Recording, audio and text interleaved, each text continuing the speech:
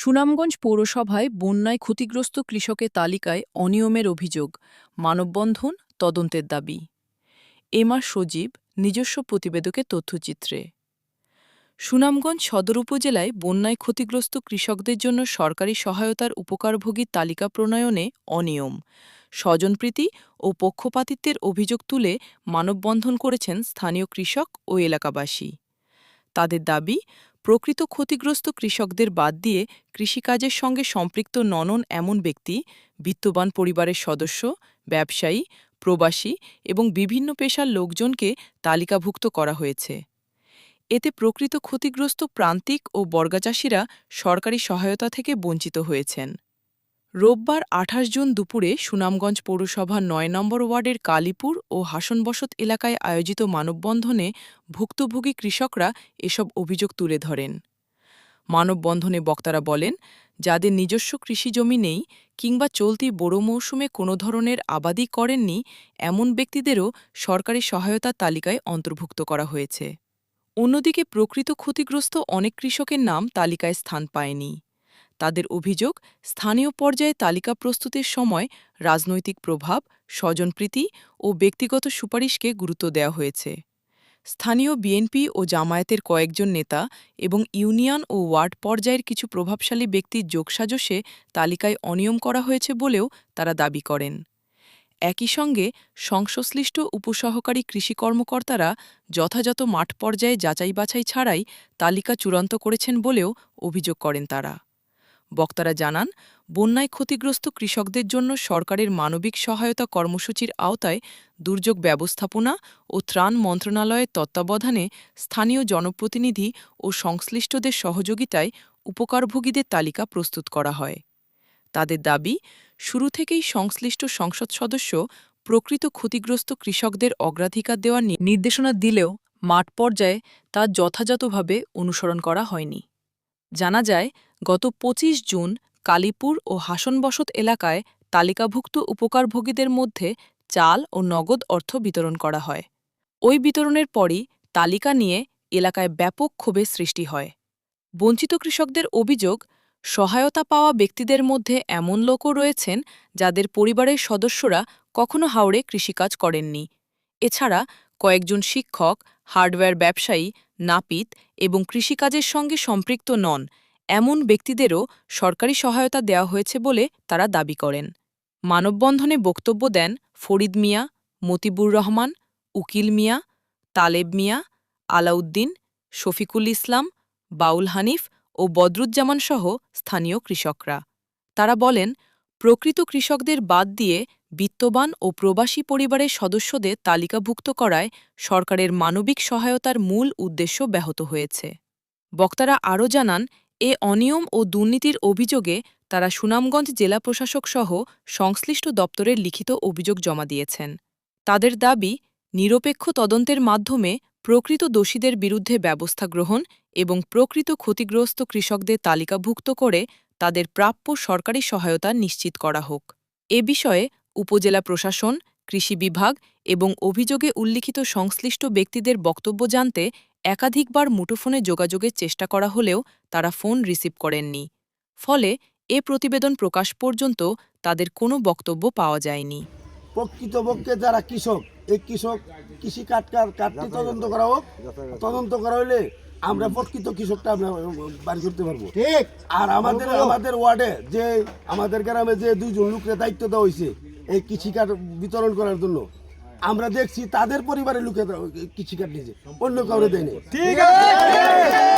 আমরা বারবার দেখছি আমাদের এলাকার 9 নং ওয়ার্ডের দায়িত্ব শনাক্তকারী একজন, তা হেও অনিয়ম করছে, তার সাথে এরা যোগাযোগ করে এই সম্পূর্ণ অনিয়মে জড়িত। আমি পৌরসভার মাননীয় প্রশাসকের কাছে অনুরোধ, প্রশাসক যাতে এই জিনিসটা সুষ্ঠু তদন্ত করিয়া যে ওই যে শনাক্তকারী তারও এই অনিয়মগুলির হেও জড়িত আমার জানা। আমরা নির্বাচনের আগে প্রতিশ্রুতি দিচ্ছে সরকার, ফ্যামিলি কার্ড, কৃষি কার্ড সব কার্ড দিব।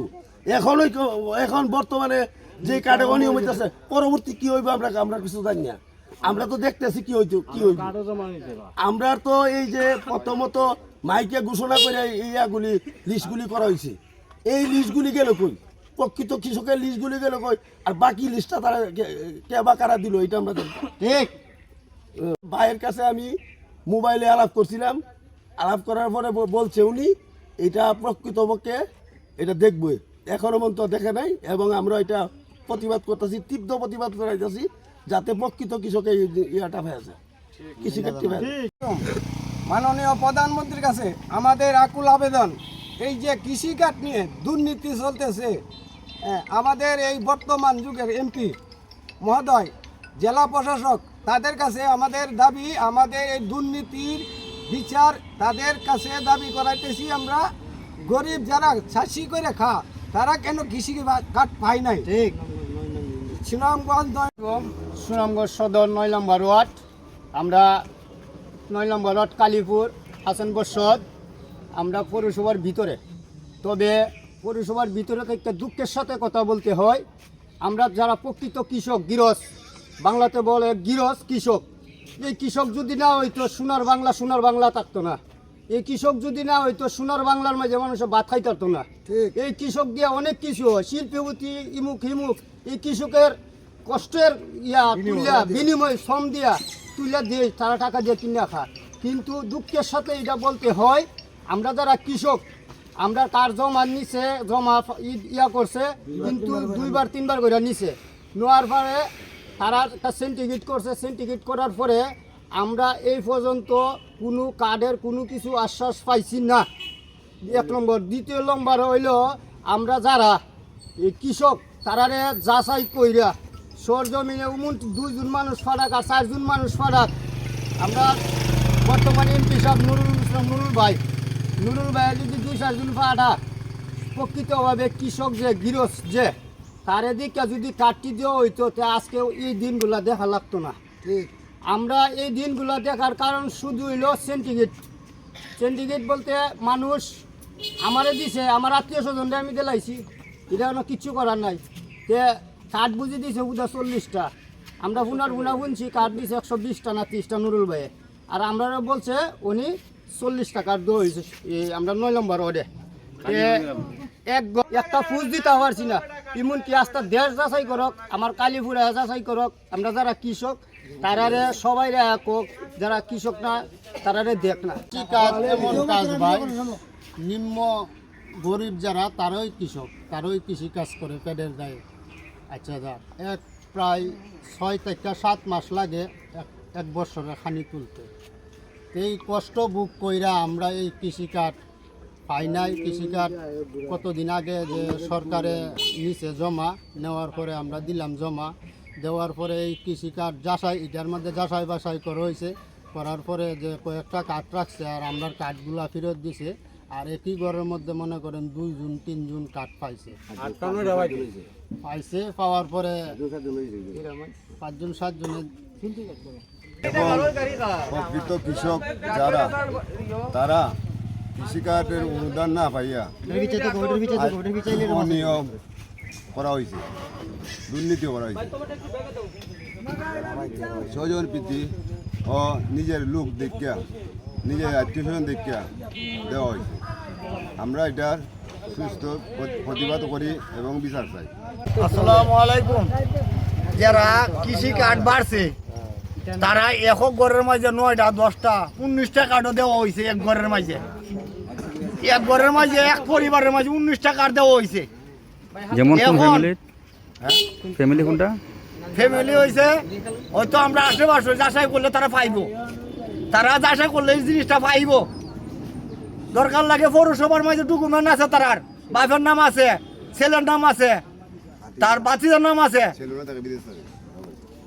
কিন্তু করলে পৌরসভার মাঝে এগুলো নাম পাইব, প্রকৃত নাম পাইব। প্রকৃত নাম পাইয়া পরে আমরা এই বিচার, সুষ্ঠু বিচার আমরা চাই, সুষ্ঠু বিচার তার থেকে হয়। প্রধানমন্ত্রীর কাছে আমরা এই আবেদন, আমরা যারা কৃষক, প্রকৃত কৃষক যারা, তারাই এই যোগ্য কৃষিকার্ডটা পাওয়া। কিন্তু আজকে দেখা আমরা যে কৃষিকার্ড দেওয়া হয়েছে 3বার 2বার করে জমা দেওয়া হয়েছে, তাদের কাছে আমাদের বাতিল করিয়া তারা কৃষিকার্ড কি করে পায়। ঠিক।